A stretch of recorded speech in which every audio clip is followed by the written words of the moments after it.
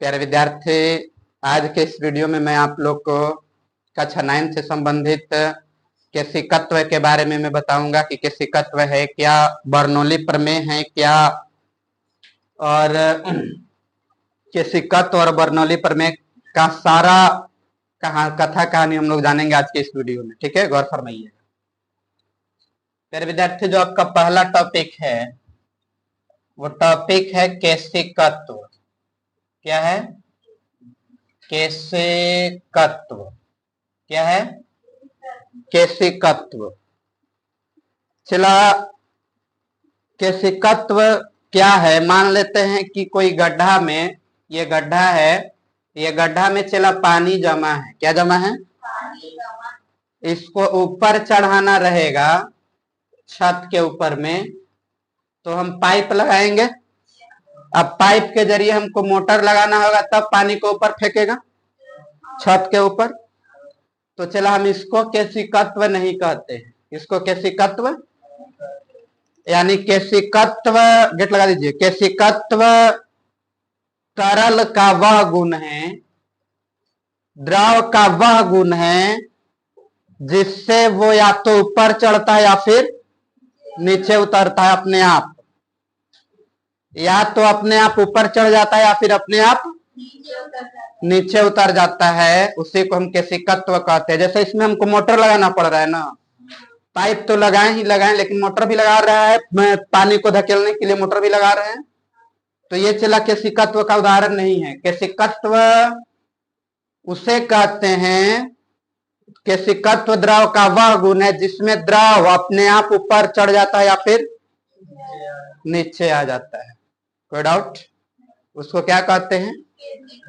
बोलिए मास्टर जी के क्या है इसका उदाहरण, दो चार को बताइए। चलो देखो, समझो। मान लेते हैं, चलो जी, इसका उदाहरण है पहला, लालटेन से लालटेन के बत्ती से तेल का ऊपर चढ़ना, तेल का ऊपर चढ़ना। अब चला, कोई चलवा रहेगा, उससे स्टार्ट करेगा कौन तेल? तो लालटेन में किरोसिन तेल होता है ना। लालटेन में कौन तेल होगा? लालटेन जो होता है चला ढिबरी वाला। कौन वाला? ढिबरी वाला। लालटेन तो चला हमारा बनावे आइयो नहीं रहा, लेकिन फिर भी कोशिश करते हैं कि बना दे।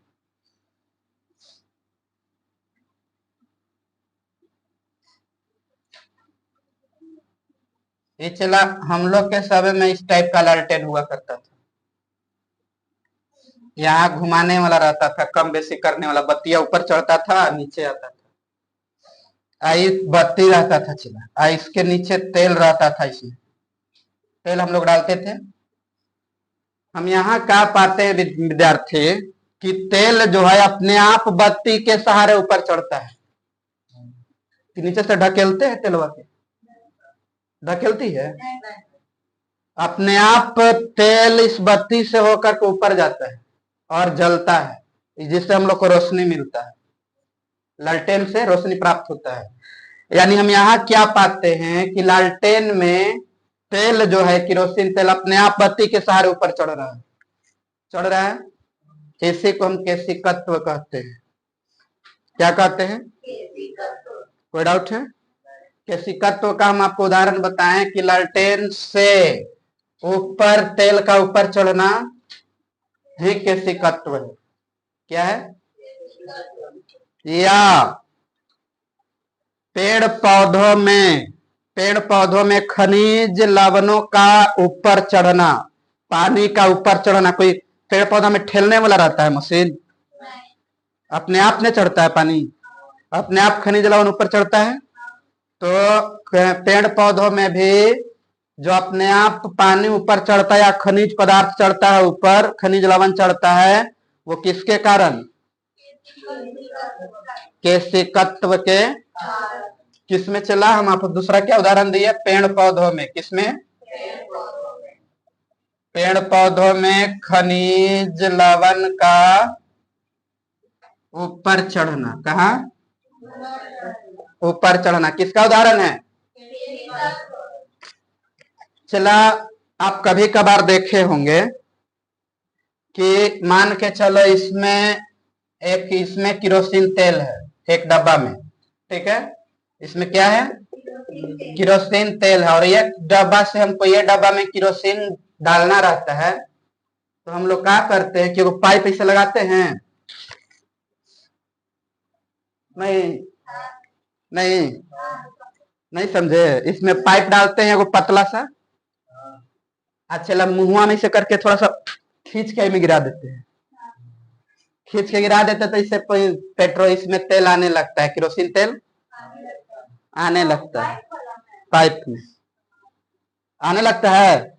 जैसा हमको किसी बड़ा डब्बा में से किरोसिन तेल को छोटा वाला डब्बा में निकालना रहता है, हम लोग क्या करते हैं, पाइप डालते हैं या इसे 2-3 बार ऐसे करके करते हैं तो उसमें दाब के कारण फिर इसमें आ जाता है, ऐसे करते हैं तो आने लगता है ना किरोसिन तेल।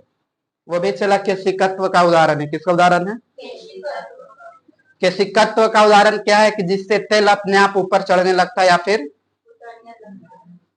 तो प्यारे विद्यार्थी, सब में तेल ऊपर चढ़ रहा है, सब में ऊपर चढ़ने वाला हम आपको उदाहरण दिए। पेड़ पौधा में भी खनिज पदार्थ चढ़ रहा है तो ऊपर ही चढ़ रहा है, और इसमें भी लालटेन वाला में भी ऊपर ही चढ़ रहा है, यानी जितना है सब में तेल ऊपर ही चढ़ रहा है या पानी ऊपर ही चढ़ रहा है।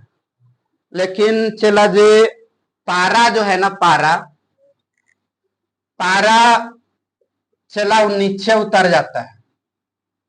जैसे पारा लीजिएगा ना, पारा कांच में, हम आपको कल के क्लास में बताए थे, जो कल के क्लास नहीं किए होंगे चला उनको बहुत बढ़िया से समझ में आएगा। कांच में हम आपको बताए थे कि कांच पर पानी चिपक जाता है, लेकिन कांच पर पारा नीचे उतर जाता है, नीचे उतर जाता है केशिकत्व के कारण। किसके कारण? कोई डाउट है? केशिकत्व द्रव का वह गुण है जिसमें अपने आप या तो द्रव ऊपर चढ़ जाता है या फिर, इसी को हम क्या कहते हैं? कोई डाउट? फिर विद्यार्थी हम बढ़ते हैं नेक्स्ट टॉपिक की ओर। ये तो चला केशिकत्व का उदाहरण था, ठीक है। एक और चला जी एकदम शानदार उदाहरण आपको दे रहे हैं। वर्षा होता है, वर्षा वर्षा होने के तुरंत बाद चला किसान क्या करता है, खेत को जोत देता है। खेत को क्या कर देता है? बोले ऐसा काहे करता है मास्टर? गौर फरमाइए। मान लेते हैं प्यारे विद्यार्थी कि वर्षा हुआ, ये खेत है, क्या चीज है? ये खेत है आपका, ये क्या है? खेत है। बारिश हुआ, बारिश हुआ, बारिश होगा चला जी, तो पानी का बूंद जो खेत में आके इकट्ठा होगा, अरे होगा, नीचे ज्यादा ही जमा होगा, बारिश का पानी आकर के जमा हो गया। अब चला किसान क्या करता है कि ये जो खेत है इसको कोड़ देता है, जुताई कर देता है खेत की। तो जुताई कर देता है तो जिसका केस नली बना हुआ था, पानी जिसके अंदर आया, यदि उसको नहीं वो कोड़ के जो तोड़ेगा केस नली को, तो फिर वो पानी वाष्पीकृत हो जाएगा धूप के कारण, तो जल्दी पानी सोख लेगा, जल्दी पानी ऊपर उड़ जाएगा, वाष्पीकृत हो जाएगा। किसान क्या करता है कि ये केस नलिये के तोड़ देता है, जैसे पानी नीचे आया ना, वो केस नली को तोड़ देता है, जुताई कर देता है, ये सब टूट जाता है, ठीक है, इधर उधर हो जाता है मिट्टी। केस नली को तोड़ देता है, केस नली को क्या कर देता है? और जब केस नली टूट जाएगा तो केस नली को बनने में टाइम लग जाएगा, और पानी ज्यादा दिन तक नमी बनाए रखता है, ठीक है, जिससे फसल में पानी की पूर्ति होते रहती है। कोई डाउट? यानी किसान वर्षा के तुरंत बाद खेत की जुताई क्यों करता है? नमी बरकरार रखने के लिए, नमी यदि जुताई नहीं करेगा तो इसका केस नली पहले से बना हुआ है, वाष्पीकृत होकर के क्या हो जाएगा? उड़ जाएगा, वाष्पीकृत होकर के, तो यहाँ नमी नहीं ना रहेगा। नमी को बरकरार रखने के लिए किसान क्या करता है, खेत में केस नली को तोड़ देता है। केस नली मतलब पतला नली को, केस जैसा नली को, पतला नली को क्या कर देता है? तोड़ देता है। कोई डाउट? कोई डाउट है? केस नली के बारे में चलो हम जान गए। उसके बाद थिन पेपर जो होता है ना, थिन पेपर पर स्याही डालिएगा तो तुरंत फैल जाएगा।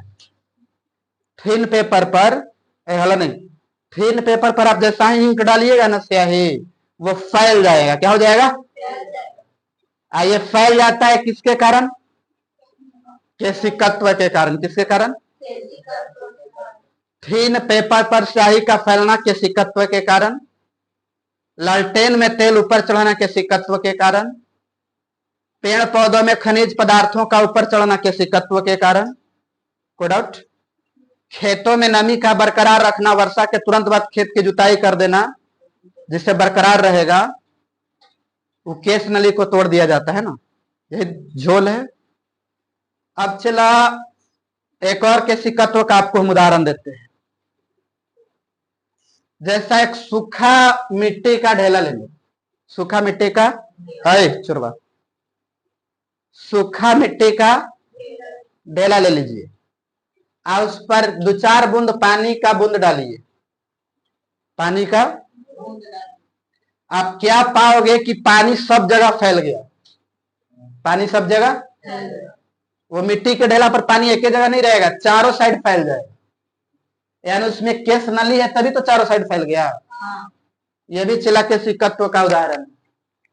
किसका उदाहरण है? कोई डाउट? या गीला मिट्टी के ढेला को आप इसे दबाइएगा तो पानी निकलेगा। गीला मिट्टी के ढेला को आप दबाइएगा ऐसे तो पानी निकलेगा, निकलता है। यह भी चला किसका उदाहरण है? केशिकत्व का। अब हम आपको बताए थे प्यारे विद्यार्थी पृष्ठ तनाव, कल बताए थे, कल बताए थे पृष्ठ तनाव के बारे में।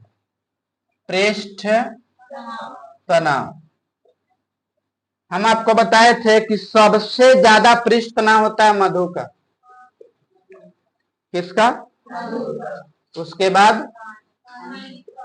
बाद केरोसिन का। यही झोल है।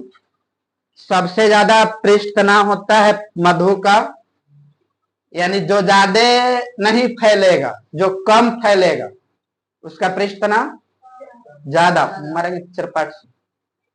मधु कम फैलता है, पृष्ठ तनाव ज्यादा। पानी मधु से ज्यादा फैलता है, इसका पृष्ठ तनाव हम आपको बताएं। मधु का पृष्ठ तनाव ज्यादा, तो पानी का पृष्ठ तनाव इससे कम, और सबसे कम पृष्ठ तनाव केरोसिन का। अब चला केशिकत्व के बारे में पूछेगा। केशिकत्व के बारे में बताइए, केशिकत्व किसमें सबसे ज्यादा? तो सबसे जल्दी कौन चढ़ेगा? जो पतला होगा। सबसे जल्दी कौन चढ़ेगा? जो पतला होगा। यानी जो पृष्ठ तनाव कम होगा, जिसका पृष्ठ तनाव, वो जल्दी चढ़ेगा, वो जल्दी चढ़ेगा। यानी जिसका पृष्ठ तनाव कम होगा उसका केशिकत्व क्या होगा? ज्यादा होगा। यानी सबसे कम पृष्ठ तनाव केरोसिन का है, तो केरोसिन का तेल जल्दी चढ़ेगा बत्ती के सहारे। लालटेन में पानी चला उतना जल्दी नहीं चढ़ेगा जितना जल्दी क्या चढ़ जाएगा? केरोसिन तेल। यानी जो जितना ज्यादा पतला होगा, जो जितना ज्यादा पतला होगा उतना केशिकत्व ज्यादा। किसका? केरोसिन का। ठीक है। अब पूछेगा बताइए मधु और पानी में किसका केशिकत्व ज्यादा? पानी का केशिकत्व। कोई डाउट है? कोई डाउट? चला ये केशिकत्व का बात। यानी जिसका पृष्ठ तनाव कम, पृष्ठ तनाव केरोसिन का कम, तो केशिकत्व जल्दी चढ़ेगा। जितना ज्यादा पतला उतना जल्दी चढ़ेगा ऊपर। चढ़ेगा? अरे चढ़ेगा। उसके बाद पानी का पृष्ठ तनाव भी कम, तो उसका केशिकत्व लेकिन चला मधु है, मधु मोटा है, कम फैलता है, तो उसको गर्म करेंगे, गर्म करेगा जल्दी फैलेगा और जल्दी फैलेगा। तो यदि हम मान के चलो मधु को गर्म करेंगे, चाहे कोई भी पदार्थ, कोई भी हम तरल को गर्म करते हैं, द्रव को, तो उसका केशिका तो बढ़ता है कि घटता है? बढ़ता है। मारेंगे लाठी से। अरे इसको गर्म करेंगे तो ज्यादा फैलेगा, और ज्यादा फैलेगा तो पतला होगा, पतला होगा, पतला होगा तो क्या होगा? जल्दी चढ़ेगा। तो हम आपको क्या बोले कि द्रव को हम गर्म करेंगे, द्रव को, तो केशिका तो क्या होगा? ज्यादा होगा, बढ़ेगा। यदि हम द्रव को गर्म करेंगे, मान के चलो कि मधु को ही हम गर्म करेंगे, तो केशिकत्व क्या होगा? ज्यादा होगा। कोई डाउट? केशिकत्व क्या है? तो केशिकत्व द्रव का वह गुण है जिसके कारण वह ऊपर अपने आप ऊपर चढ़ता है या फिर नीचे उतर जाता है। कोई डाउट? अब चला जी, अगला टॉपिक है आप लोग का श्यानता। क्या है? श्यानता। समझते हैं श्यानता है क्या? गौर फरमाइए। श्यानता, श्यानता चला जी तरल का गुण है। किसका गुण है? तरल। तरल में क्या होता है? द्रव और गैस। बताए थे हम आपको पिछले क्लास में। तरल किसका उदाहरण है? द्रव और गैस। जो श्यानता है ना, वो तरल का ही गुण है। किसका गुण है? तरल के सतहों के बीच जो घर्षण लगता है, घर्षण बल, उसको हम श्यानता कहते हैं। क्या कहते हैं? जैसे मान के चलो ये पानी, क्या है? पानी है। अच्छा, पानी के सतह के बीच में जो घर्षण लगेगा, इधर से इधर, मान के चलो पानी जा रहा है, पानी इधर से इधर बह रहा है, ये डायरेक्शन से ये डायरेक्शन की ओर जा रहा है, ये डायरेक्शन से डायरेक्शन की ओर जा रहा है, इधर से इधर जा रहा है। तो चलो पानी का कण इधर से इधर जा रहा है, तो जाने के दरमियान एक दो कण आपस में टकराएगा, टकराएगा तो घर्षण किधर लगेगा? घर्षण इधर की ओर न लगेगा। पानी उधर जाना चाहेगा लेकिन रगड़ इधर की ओर होगा। तो यह जो है तरल का वह गुण है, तरल का घर्षण गुण है। तरल का, तरल पदार्थ के घर्षण गुण है। यानी पानी का चला डायरेक्शन इधर है, लेकिन डायरेक्शन इधर है तो कण ज्यादा है पानी में, तो कण ज्यादा है, छोटे छोटे, तो चला सब कण आपस में टकराएगा ना। तो कण टकराएगा तो रगड़ाएगा, रगड़ाएगा तो घर्षण अपोजिट साइड में न लगेगा। तो तरल पदार्थ का जो घर्षण होगा उसी को हम कहते हैं श्यानता। तरल का वह गुण, तरल पदार्थ का वह गुण जिसके कारण घर्षण हो, का हो, उसको हम क्या कहते हैं? यानी तरल के सतहों के बीच, तरल के जो घर्षण लगता है, जो क्या लगता है, उसको हम क्या कहते हैं? श्यानता कहते हैं। जितना ज्यादा कण होगा उतना ज्यादा घर्षण लगेगा, जितना ज्यादा कण होगा उतना ज्यादा। जैसा मान के चलो पूछा कि बताइए श्यानता किसमें ज्यादा? बताओ, ठोस में कि द्रव में कि गैस में? चलो हम अभी बोले कि श्यानता तरल का गुण है, में ठोस तो आएगा ही नहीं। हम क्या आपको बोले कि श्यानता जो है वो तरल का गुण है। किसका गुण है? अब तरल में यही दो आता है, द्रव और गैस ही आता है। तो सबसे ज्यादा कण किस में होगा? द्रव और गैस, ये दोनों में किस में? द्रव में। यानी द्रव में कण ज्यादा होगा, कण ज्यादा होगा तो रगड़ ज्यादा होगा, रगड़ ज्यादा होगा तो घर्षण ज्यादा होगा, घर्षण ज्यादा होगा। कोई डाउट? यानी श्यानता जो है वो श्यानता नहीं है, श्यानता एक प्रकार का रगड़ है। क्या है? रगड़ा रहा है ना, उधर जाएगा। और रगड़ रगड़ नहीं है, रगड़ का है घर्षण है। रगड़ का है घर्षण। इसी गुण को हम क्या कहते हैं? सबसे ज्यादा श्यानता किसका होता है?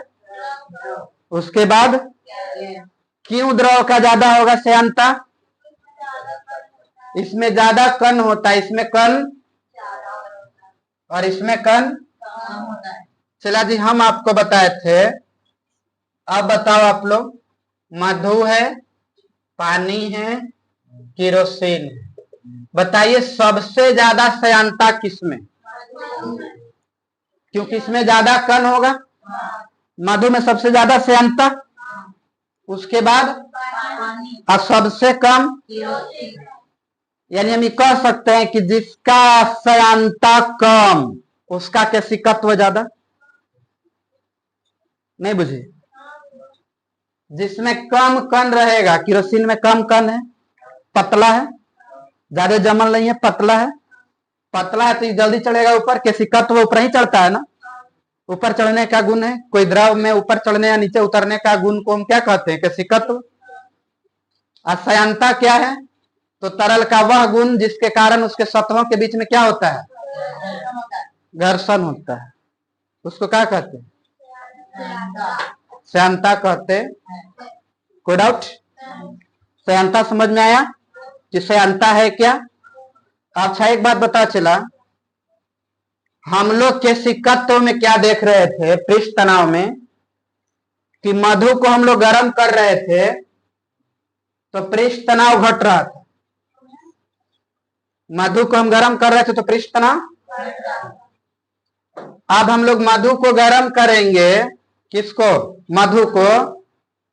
तो श्यानता बताइए घटेगा कि बढ़ेगा?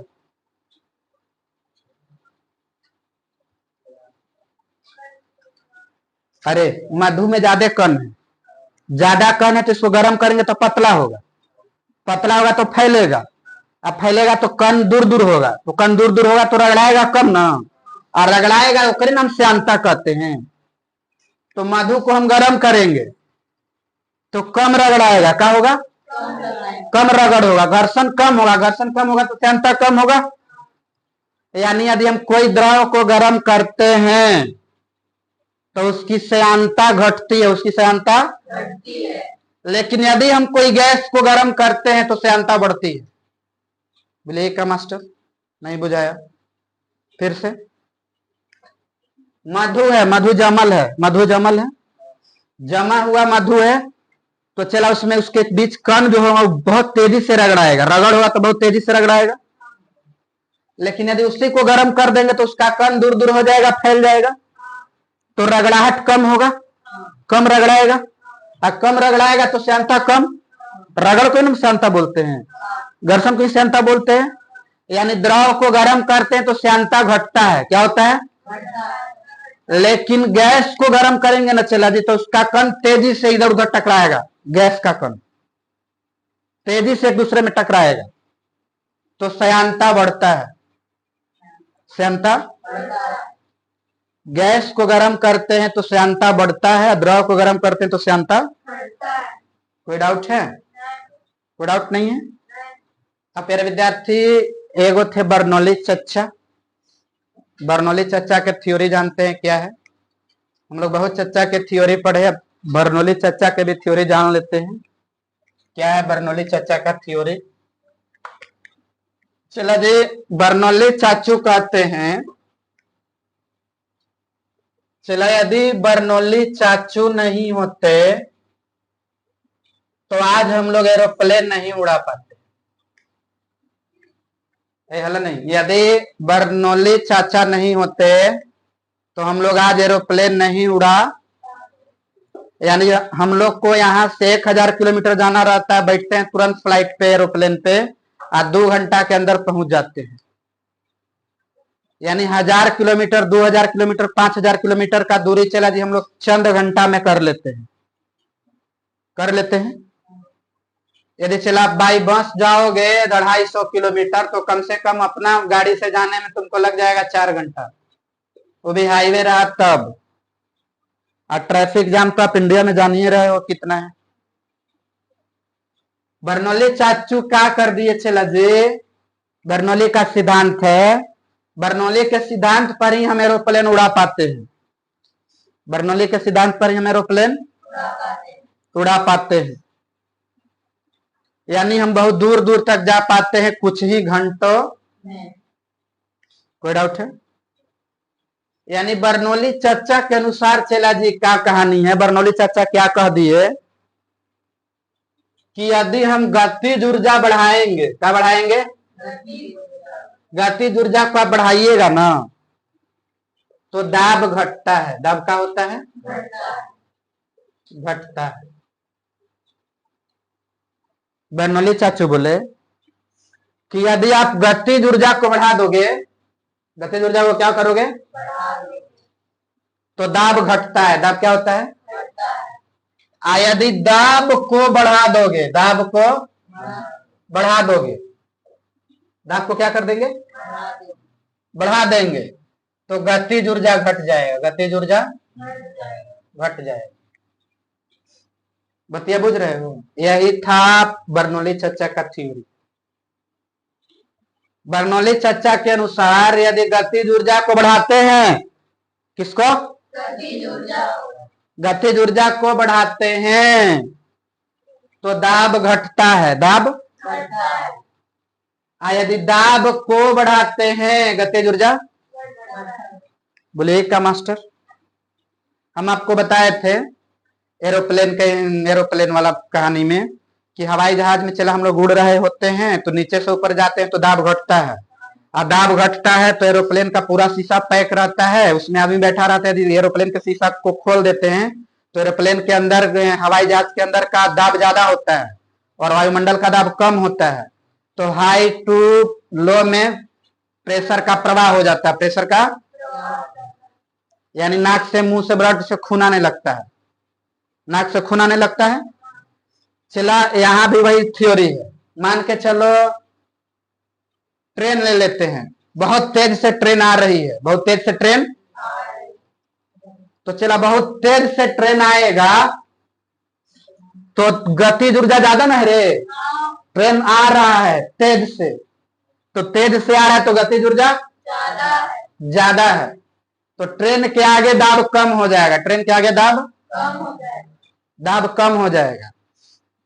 इसलिए आप कभी ट्रेन के प्लेटफॉर्म पर जाइएगा, नजदीक में सट कवर आएगा तो लगेगा कि हमको ट्रेन खींच रहा है, बहुत तेज से बस आएगा, बहुत तेज से बस आपके नजदीक से पार होगा तो आपको लगेगा कि वो हमको खींच रहा है। बोले ऐसा क्या है मास्टर, रीजन क्या है? तो चला बुझो रीजन क्या है। हम आपको बताएं कि ट्रेन बहुत तेज से आ रही है, ट्रेन बहुत तेज से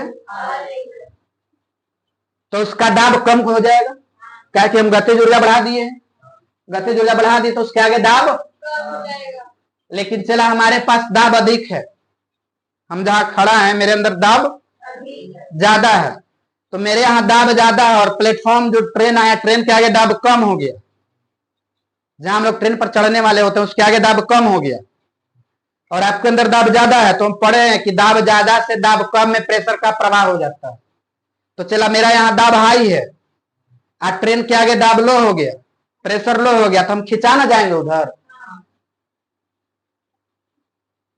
तो चला जी खोपचा में जाने से कोई नहीं बचाएगा, बतिया बुझे नहीं? मेरे अंदर ट्रेन आ रहा है, ट्रेन प्लेटफॉर्म पर आ रही है स्पीड से, तेज से, तो गतिज ऊर्जा ज्यादा, और गतिज ऊर्जा ज्यादा हो गया तो दाब, वहां का दाब कम हो जाएगा, ट्रेन के आगे का दाब, और हमारा बॉडी में दाब अधिक है, हमारे शरीर के पास में दाब, और उस ट्रेन के आगे दाब कम हो जाएगा, दाब कम हो जाएगा तो हम पढ़े हैं कि हाई से लो में प्रेशर का, तो चला हम लोग खिंचा जाएंगे। इसीलिए वहां पर प्लेटफॉर्म पर नीचे येलो लाइन से घेरा हुआ रहता है कि इसके आगे नहीं जाना है, इसके आगे, जब ट्रेन आ रही होती है तो इसके आगे नहीं जाना, ठीक है? ये भी चला किसका उदाहरण है, बर्नौली का। किसका उदाहरण है? बर्नौली चाचू का उदाहरण यानी बर्नौली चाचू चला क्या कहे कि यदि गतिज ऊर्जा बढ़ाएंगे तो दाब, दाब चला बढ़ाएंगे तब गतिज ऊर्जा। इनका चला वो समीकरण है, किनका? बर्नौली चाचा एगो फॉर्मूला दिए थे कि P प्लस हाफ रो जी एच या रो भी स्क्वायर बराबर रो जी एच बराबर घनत्व बराबर कांस्टेंट। ये चला जो आपका P हो गया प्रेशर, प्रेशर मतलब दाब ऊर्जा, कौन ऊर्जा? दाब ऊर्जा, जोड़ ये हो गया आपका गतिज ऊर्जा, कौन ऊर्जा? गतिज ऊर्जा। भी है तो वेग ना, गतिज ऊर्जा। आज जोड़ ये है स्थितिज ऊर्जा, कौन ऊर्जा? या स्थैतिक ऊर्जा, कौन ऊर्जा? स्थितिज ऊर्जा बराबर कांस्टेंट। यानी ये क्या बोले कौन? बर्नौली चाचू कि दाब ऊर्जा और गतिज ऊर्जा और स्थितिज ऊर्जा तीनों को जोड़ेंगे तो वो जो वैल्यू आएगा वो कांस्टेंट होगा, ना बढ़ेगा ना घटेगा। बर्नौली चाचू क्या बोले कि दाब ऊर्जा, गतिज ऊर्जा और स्थितिज ऊर्जा तीनों को जब हम जोड़ेंगे तो जो वैल्यू आएगा वो क्या होगा? नियत रहेगा, कांस्टेंट रहे। बोलिए मास्टर। आप तो अभी आप बोले कि गतिज ऊर्जा बढ़ाएंगे तो दाब घटेगा, तो चलो देख लो। मान के चलो ये आपका 10 है, कितना है? मान लेते हैं कि आपका 10 है और ये 15 है और ये आप मान लो मोटा मोटी 20 है, तो टोटल कितना हो गया जोड़ेंगे तो? 45। कितना हो गया? 45। मान के चलो कि दाब हो गया 5, दाब हो गया, तो हम बोले कि दाब जब कम करेंगे तो गतिज ऊर्जा बढ़ाना पड़ेगा। तो ये 15 था तो इसको 20 करेंगे और यहाँ 20 रखेंगे तब ना जोड़ेंगे तो 45 आएगा। तब ये बुझे, यानी दाब को हम कम किए, दाब को तो गतिज ऊर्जा मेरा बढ़ गया, गतिज ऊर्जा यानी दाब कम किए तो गतिज ऊर्जा बढ़ गया। अब बढ़ गया चला, स्थितिज ऊर्जा नियत रहता है, स्थितिज ऊर्जा में कोई ज्यादा का अंतर नहीं होता है। बढ़े घटेगा तो दाब ऊर्जा और गतिज ऊर्जा, दाब बढ़ेगा और गतिज बढ़ेगा, ठीक है। तो दाब हम कम किए तो गतिज ऊर्जा बढ़ गया, इसमें कोई बदलाव आया? 45 का 45 है ना दोनों। यही बात चलो जी, कौन बोले थे? बर्नौली चाचू। कौन बोले थे? बर्नौली चाचू कहते चला कि यदि गतिज ऊर्जा हम बढ़ाएंगे तो स्थितिज ऊर्जा सॉरी दाब घटेगा, और दाब को बढ़ाएंगे तो गतिज ऊर्जा कम होगा। कोई डाउट? अब बात क्या है फिर विद्यार्थी, ये भी उनका फॉर्मूला था P plus half rho B square plus rho G H बराबर कांस्टेंट। कोई डाउट? ये दाब ऊर्जा है, गतिज ऊर्जा है, ये स्थितिज ऊर्जा है बराबर कांस्टेंट। कोई डाउट है? अब प्यारे छात्र इसका जो उदाहरण है, इसका जो उदाहरण है,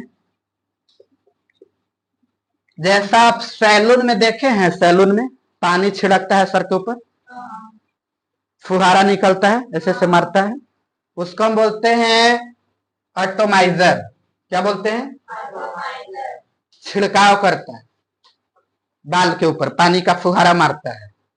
उसमें भी ये इसी का उदाहरण है। एटोमाइजर किसका उदाहरण है? बर्नौली का सिद्धांत का, ठीक है। हम आपको यहां बताएं कि दाब ऊर्जा, गतिज ऊर्जा, स्थितिज ऊर्जा सब नियत रहेगा, सबको जोड़ेंगे तो नियत आएगा। नियत आएगा मतलब क्या? न बढ़ रहा है न घट रहा है, जो है वही रह रहा है। तो चला ये ऊर्जा संरक्षण के सिद्धांत पर भी काम करता है। किस पर काम करता है? ऊर्जा संरक्षण सिद्धांत का नियम है चला ऊर्जा को न तो नष्ट किया जा सकता है, नहीं उत्पन्न किया जा सकता है, उसको एक रूप में दूसरे रूप से रूपांतरित किया जा सकता है। ऊर्जा संरक्षण का सिद्धांत है। ऊर्जा संरक्षण का, ऊर्जा को न तो उत्पन्न किया जा सकता है, नहीं नष्ट किया जा सकता है, इसको एक रूप से दूसरा रूप में रूपांतरित किया जा सकता है। हम यहाँ क्या कर रहे हैं, इस सब को जोड़े तो बराबर उसका वैल्यू कांस्टेंट न रह रहा है। ये किस पर आधारित है, ऊर्जा संरक्षण सिद्धांत पर। पूछे आगे बताइए बर्नौली का सिद्धांत किस पर आधारित है, ऊर्जा संरक्षण सिद्धांत पर। किस पर? हम आपको इसका उदाहरण बताएं एटोमाइजर में। किसमें?